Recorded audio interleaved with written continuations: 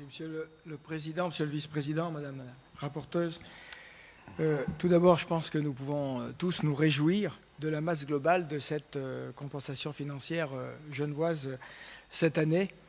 Elle est due à un certain nombre de facteurs et tout particulièrement à un taux de change qui, cette fois-ci, nous était favorable.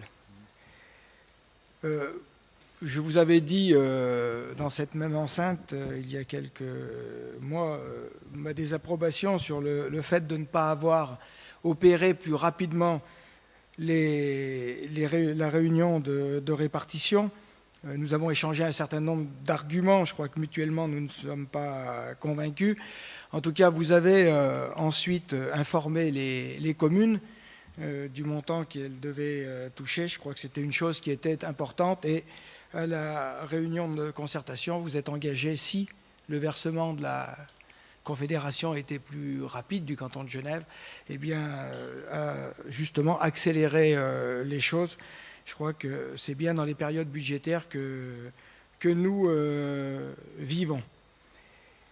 Je voudrais, par contre, vous faire part de ma crainte pour l'année prochaine. On le voit dans un nombre de travailleurs frontaliers, c'est en gros une diminution de 7% du nombre de frontaliers entre le 50e et le 51e versement.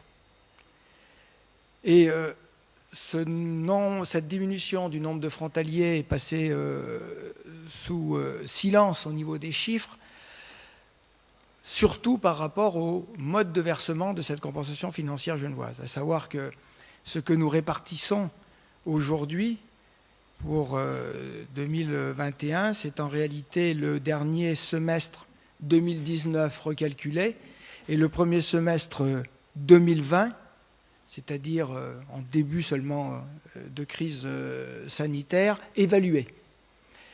Nous aurons l'année prochaine un versement qui comprendra le deuxième semestre 2020 recalculé, à mon sens malheureusement dégradé un peu de ce que nous aurions pu trop percevoir du premier semestre 2020 cette année, et ensuite d'un premier semestre 2021, et qui s'annonce malheureusement pas meilleur que l'année 2020, évalué, et qui sera vraisemblablement, c'est en tout cas ce que l'histoire nous apprenait, ça fait maintenant une vingtaine d'années qu'on voit bien le fonctionnement de la CFG, avec des années positives et des années plus faibles au départ. Après, ça a été surtout masqué par le taux de change qui a toujours été très favorable au côté français.